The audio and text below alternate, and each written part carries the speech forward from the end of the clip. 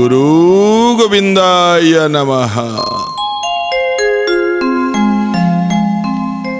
मोर समस्त बापा माने, समस्त माँ माने, समस्त साधु वैष्णव ब्राह्मण देवता, सब भक्त मंडली समस्त पाद तले, सब माँ मान पाद तले आम तरफरु कोटि कोटि प्रणाम। आमर ये नुआ कार्यक्रम भक्ति पथर पुण्य अगणा को आपण मानकु स्वागत। एबे चली आमर सन्थ पिपा तांकरी कथा चली।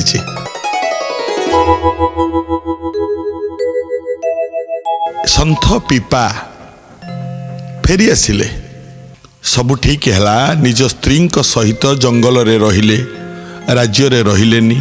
राज्य सौकु किछि नाही, सुख किछि नाही। आज्ञा जो माने जीवन सारा सुख रे रहंती, आउ जेतेबेले दुख पड़े मंदिर दुआर खटखट करती, किछि लाभ न थाए। कारण दुख में सुमिरन सब करे, सुख में करे न कोई। जो सुख में सुमिरन करे, दुख कहे को होई कबीरा। दुख कहे को होई कबीरा, दुख कहे को होई। समस्ते दुखरे सुमिरण करती भगवान को, किंतु सुख में करे ना कोई। सुख थिला बेले भगवान को केही डाकंतीनी। जी सुख थिला बेले भी भगवान को डाके, ता पाखु तो दुख मोटे आसीबो ही नहीं। पिपांकर सबुबेले चली कृष्ण भजन। से दिन सकाळु सकाळु जपा मालीटीए धरी पिपा जंगल भितर जाउचंती। स्नान मार्जना सारिबे, जंगल भितर नदीटीए गाधेइबे, गाधेइके आसिबे, भगवान कृष्ण को मूर्ति पूजा करिबे, गुरु रामानंद को पूजा करिबे, जंगल रु किछि जंगल फूल तोलिकी आनिबे, गाधेइके आसिबे। तांकर नित्य दैनिक कार्य। हाथ जपामालीटीए धरी, कमंडलटीए धरी निकटस्थ नदी की जाउचंती गाधेइबा पई। ए बापा माने टिके मने पकेइले, आमे गरीब लोक थिले, भगवान आमको दया कले, आम पाखे दी पैसा हैला, आमे भलरे चलिले। चिंता कले आज्ञा भलरे चलिला परे आपण माने जतबेले धनी हो जिबे, सेतबेले धन संपत्ति छाड़ी जंगल को जीवा को आपण को इच्छा हबो। ओलटा हो गला पिपांक क्षेत्र रे।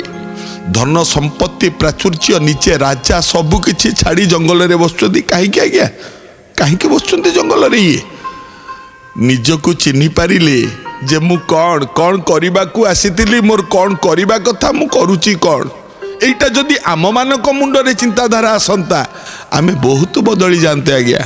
सत्य हाथ रे जपामाली धरिचंती, जंगल भितर को जाउचंती। आज्ञा बुढ़ा है कि मरिबा को बसिबा पछे मुंड भितरु मायाटा हमर जीवनी, आम लोभ जीवनी, आम लालसा जीवनी। लोक माने जाहू जाहू बुढ़ा होउचंती, तांको लोभ सेतिकी बढ़ी बढ़ी चली। आज्ञा अरे सकाळु जड़े बुढ़ा को मु पचारिली, मु कहली बाबा कुआडे जाउच, एते शीत पड़ीची, शीत दिन रे कुआडे जाउच? शीत दिन रे दिने पचारिली। ये बुढ़ाटी कहला कौन करिवे आज्ञा, मो नाती परा ताकू नेकी स्कूल जाउची। मुली काई तम नातीर बापा जी माने तम पुओ जी सी स्कूल नहीं पारिबनी? नाई आज्ञा से माने सोईचंती, पुओ बहु सोईचंती तो शीत दिन मु मोर प्रत्येक दिन नबा आनिबा करूची। मु तम बयस केते हला? कहला 80 पार हे गला। मुली 80 पार हे गला परे यही काम करूच? काई करूच? बसिक टिके कृष्ण राम कहून। हैं आ जो नुआ घरटा तैयारी करूथिलो, से घर काम केते बाट गला? ये बुढ़ाटी मते अनै कहूची, नाई बापा मु तो घर पर कोठी करिनी, तथापि 80 वर्ष हेलानी मु को घर कथा कहूची सी बुझी पारनाती। को घर आज्ञा? अरे भाई बर, अरे भाई बर, बाट बसा घर खंडी सज कर। अरे भाई बर, बाट बसा घर खंडी सज कर। अरे भाई बर, जो घर आम आसीचंती एठी काम सरला परे पुणी से घर को फेरिबा ना नहीं से घरे जदि छपर नथबो चाल नथबो बता नथबो रुआ नथिबो रहिबा कोउटी बाट बसा घर खंडी सज कर आरे बाई बर बाट बसा घर खंडी सज कर आरे बाई बर बाट बसा घर काईकी बापा ओहो मोर मोर कहउचंती जाहाकू बोलुछु मोर मोर पिंधिला बसन नुहे तोर जाहाकू बोलुछ मोर मोर पिंधिला बसन नुहे तोर घरर घरणी जाहाकू बोलुछु से होइब दिने सात पर आरे बाई बर बाट बसा घर खंडी सज कर आरे बाई बर तथापि आमर ज्ञान आसेनी आज्ञा जेते जेते बुढ़ा बुढ़ी हवा लोभ बढ़िव किंतु पिपांक क्षेत्र में संपूर्ण अलगा जपामाली धरी पिपा चलीचंती जंगल भितर हठात गोटे पशुराज सिंह कोउठी थिला झांपी पड़िला सामना आसिक ठिया ही पड़ला पिपा अनेई देले हाथ रे धरिचंती जपामाली हाथ रे कमंडलू जाउचंती स्नान करिबा पाई सिंहटी आसिक ठिया ही पड़िला सामना रे पशुराज सिंह जीभटा को ओठ चारिपटरे बुलेई देला लांगुड़टा को दी थर भूमि रे बाड़ेई देला पिपा कौन डरीगले कि नहीं हाथ रे धरिचंती जपामाली ये जपामाली धरी सिंह को कहउचंती पिपा कौन पशुराज मते खाइब मो जीवन प्रदीप को लिभेई दब तमे आजी एठी आ तम हाथ रे जदि मोर मरिबा जोग अछि मारो मना नहीं जदि तम हाथ रे मोर मरिबार जोग नाही तमे मते छुई भी पारिबोनी आ जदि जोग थिबो जदि कोटिए सैन्य माने आसिक मते रक्षा करने को चाहिए भी कहीं रक्षा करि पारिबेनी तेणु डरबी क्या कौन पाई डरबी एमती ठिया सिंह ठिया ହେଇଛି पिपा ठिया ହେଇକି ତାକୁ ଶୁଣଉଛନ୍ତି ଶୁଣ आहार निद्रा भय मैथुनम च सामान्य मेतत पशु भी नारायणा धर्म ही तेसा मधिको विशेषा धर्मणांगे हीना पशु भी समाना मनीष खाऊची पशु भी खाऊची मनीष शोची पशु भी शोची मनीषर भय अच्छी पशुर भी भय अच्छी किंतु सामान्य पार्थक्य होची पशु ठारू मनीष भितरे कौन पार्थक्य पार्थक्य होची एतिकी मनीषर धर्म ज्ञान अच्छी किंतु पशुर धर्म ज्ञान नहीं पार्थक्य एतिकी खाई दियो मते आपत्ति नहीं एतिकी कथा सुनिबा पर ठारू ये सिंह बोधे मनीष भाषा बुझी पारला कि कौन ता मुंडटी को एमती नई देला देखंतु जेतोले नई देला जो जप्पा मालीटी धरी थिले किए पिपा ये जप्पा मालीटी सिंहर गलारे पकई देले देख जदि पकई देले सिंह उठिला टिके पिपांकु अनेइला आउ पिपांको हाथटा को टिके सिंह एमती चाटी देला पशुटे हेले भी आज्ञा आमे जहा को भल पाइबा हृदय देई सी पशु हो जीए हो ना कहीं काली जने भद्रलोक मते गत काली कहिले बोली भाई दुनिया रे शत्रु किए मित्र किए क्या शत्रु भाविबा तम ना जी निंदा करुच्ची ताकू शत्रु कहब तुमको जी भल पाउची ताकू मित्र कहब एया तो कहला हाँ किंतु मते से भद्रलोक जनक कहले आज्ञा मो शत्रु घर हेले भी दीपाद भूमि मोर ता घरे अच्छी बोले केमती कहला मु जदि ता घर को जाइथिबी कौनसी कारणवशत ता घरे मु ठिया हेबी ना नहीं से मो शत्रु मते बाड़े के बाहर कर दो किंतु मु जो दीपाद रे ठिया हेची से दीपाद भूमि मोर ना नहीं बोली बारे बाह तेणु दुनिया रे शत्रु किए आज्ञा आम मन भितर शत्रु भाव थाए आम मन भितर मित्र भाव थाए सिंह भलिया पशुराज मुंड नई देला सिंह को प्रवचन शुणे कि सिंह को सीना तुनी करदेले गले नदी की गाधेଇବା ପାଇଁ। आज्ञा माने नदी रे स्नान कले, स्नान करके उठिकी आसिला बेलू को देखिले नदीर कूल रे जो बुदा जो गछ बुदा गुड़ाक अच्छी से बुदा पाखे गोटे कलसीटे लगी। कहला रे कलसीटे कौन देखा, से कलसीटा को ता ढांकुणी गोटे बंधा है। से ढांकुणीटा को जिते खोलीदेले पिपा ता भितर देखिले खाली सुना मोहर गुड़ाक भर्ती है। आउ को लोकटे जदि होता सुना मोहर कलसी को सांगे सांगे मुंडे की कौ बाटे आसबि लोक जमी मत कहीं न देखिए ना कि आज्ञा लोक देखिले भाग नहीं जाए ना। आउ किए होते कलसी धरिकी दौड़ता किंतु पिपा ये तो बड़ धन बोली भाविचंती ना प्रभुंक नाम। ये कलसी की जिते देखिले सुना मोहर गुड़ाक पूर्ण होती अनेइले नहीं भी सेठी सेमती थुआ होती। पिपा घर को पलि आसिले किंतु दिन माने तांकर पूजारे काम भगवान को पूजा सेवा एइतरे लगी गले।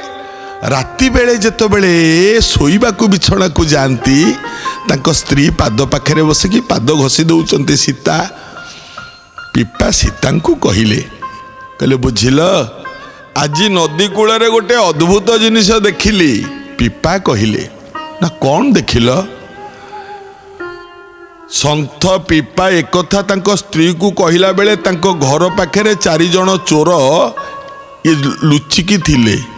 पिपा जानतीन एक कथा कहले बुझिल सीता आज मुझे नदी को गाधेवा को गली गाधे की फेरला बेले देखिली नदी कूल रे गोटे कलसी लगी ता मुहरे गोटे ढांकुणी बंधा है।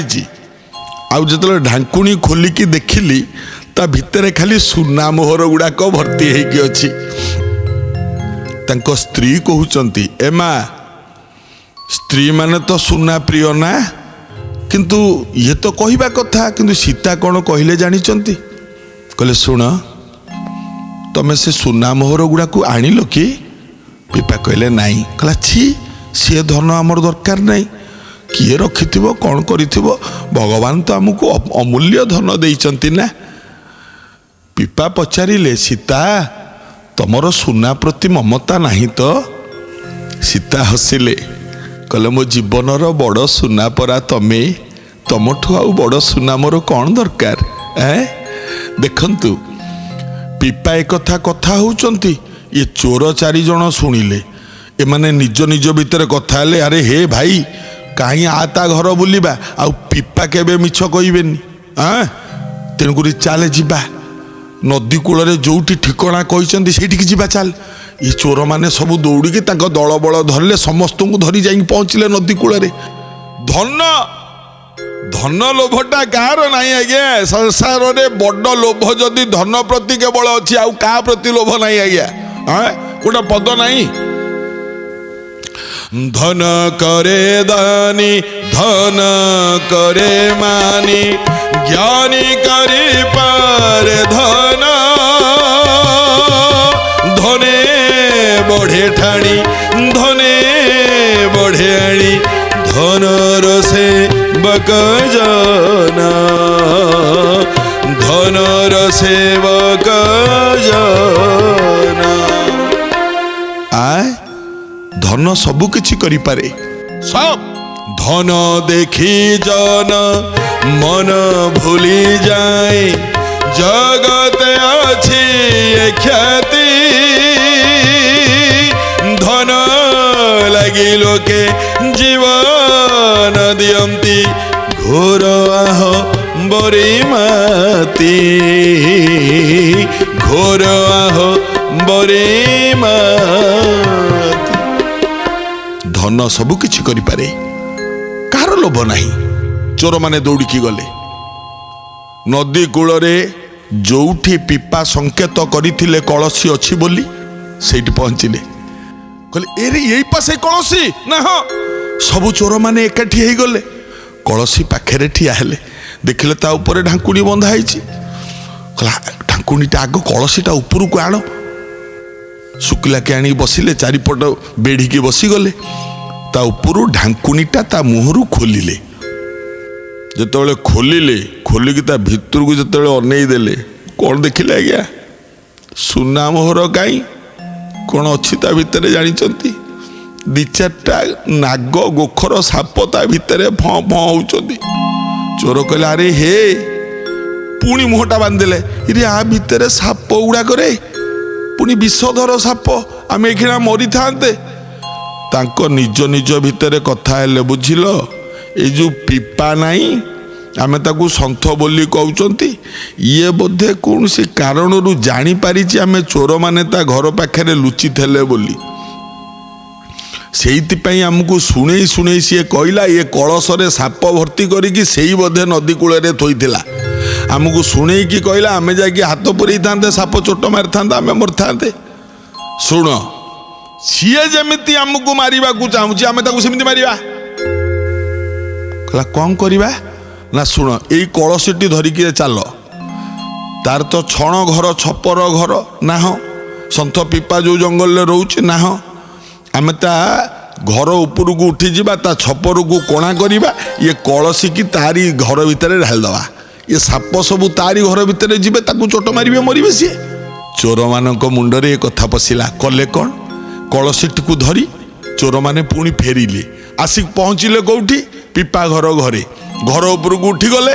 ଘର ଉପରକୁ ଉଠିକି ସେ ଯେଉଁ ଛପରଟାକୁ ଏମିତି ଏପଟ ସେପଟ କରିକି ଚାରିପଟ କରିଦେଲେ। ଚାରିପଟ କରିଦେଇକି ଗୋଟେ ରନ୍ଧ୍ର କରିଦେଲେ, ଗୋଟେ କଣାଟିଏ ହେଲା। ସେ ରନ୍ଧ୍ର ବାଟେ କଳସୀର ମୁହଁଟାକୁ ଦେଖେଇ ସେଗୁଡ଼ାକୁ ସବୁ ଢାଳି ଦେଲେ। ଆଜ୍ଞା ଢାଳିଲା ବେଳେ କ'ଣ ଆଉ ସାପ ଅଛି କି?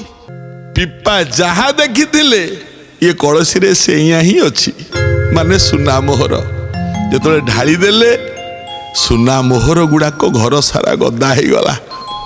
ଦେଖ, ଚୋର ଦେଖିଲେ ସାପ, ପିପା ଦେଖିଲେ ସୁନା ମୋହର। ଯାହାର ଯେମିତି ଭାବ ଭଗବାନ ସେମିତି ସଜାଡ଼ି ଦିଅନ୍ତି ନାବ, ନାଇଁ କି ଆଜ୍ଞା? ଓଡ଼ିଆ ଭାଗବତ, ଯାହାର ଯେଉଁ ଭାବ ଦେଖି ନାବ ମୋଦିୟ ଈଶଳଖି ଗୋବିନ୍ଦ ହରି ହରି।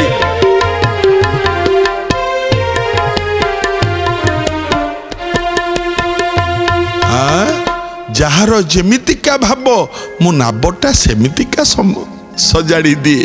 ଦେଖ, ଇଏ ହେଲେ ସେଇ ସନ୍ଥ ପିପା। ଆଜ୍ଞା ଖାଲି ସେତିକି ନୁହଁ, ସନ୍ଥ ପିପା ଏତେ ଦାନୀ ଥିଲେ। ଆଜ୍ଞା କିଛି ନାହିଁ ତାଙ୍କ ଘରେ, ଯେଉଁ ସୁନା ମୋହର ଗୁଡ଼ାକ ଢାଳି ଦେଇକି ଗଲେ ଚୋରମାନେ, ଲୋକମାନେ ସୁନା ଦେଖିଲେ ଆଜ୍ଞା ତନ୍ମୟ ହେଇଯିବେ ନା। କିନ୍ତୁ ପିପା କ'ଣ କଲେ? ସକାଳୁ ଉଠିକି ଦେଖିଲେ ଘର ସାରା ସୁନା ମୋହର। କହିଲା ଆରେ ଇଏ କଳସୀଟା ଆଣିକି କିଏ ଏଠି ଢାଳିଲା? କ'ଣ ହବ ରେ ଏସବୁ?